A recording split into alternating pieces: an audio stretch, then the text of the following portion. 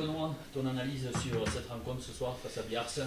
Le plus important était acquis avec la victoire hein, pour pouvoir continuer à engranger un maximum de points à domicile. Après, sur le match, on attaque bien le match, on ouvre le score au bout de 2 minutes.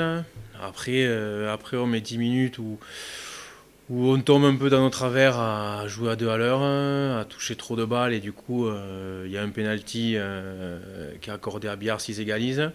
On a mis une dizaine de minutes à se remettre dans le rythme. Après, quand on a commencé à apporter plus de mouvement, à jouer plus rapide, à une de touche, ben là, on a réussi à marquer le deuxième. Et après, le troisième et quatrième sont vite arrivés derrière. À l'issue de ce match, donc, ça te fait 3 victoires, 2 nuls, une défaite, une quatrième place du coup ce soir, avant le déplacement la semaine prochaine à Masgrenier, qui est le Ouais. second. Comment tu vas aborder cette rencontre? On va l'aborder comme tous les autres, où depuis le début de la saison, on se focalise que sur nous. Parce que tous les points qu'on a perdus, que ce soit ici ou à l'extérieur, on peut s'apprendre qu'à nous-mêmes, parce qu'on n'a pas mis les ingrédients qu'il fallait. Donc on va l'aborder tranquillement, en ayant pris le maximum de confiance aujourd'hui. On va l'aborder sereinement, en allant forcément aller chercher la victoire là-bas et ramener des points à domicile.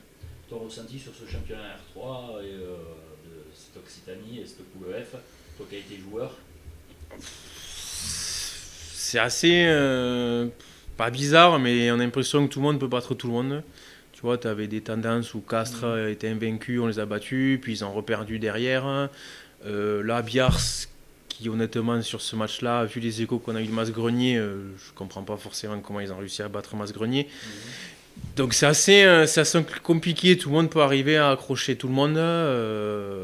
Après, l'avantage qu'on a, c'est que je pense qu'à niveau d'état d'esprit, c'est ce qui fait notre force depuis le début de l'année, parce que même quand on est mené au score ou quand on se fait égaliser, on reste serein et on continue à jouer et il faudra garder ça le plus longtemps possible.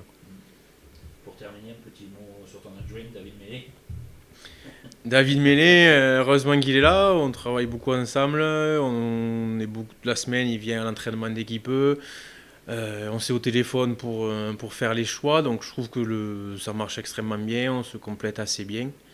Donc tout se passe bien pour tout le monde et je pense que ça aide aussi à avoir de la sérénité dans le groupe et auprès des joueurs de voir que ça se passe aussi bien entre tout le monde.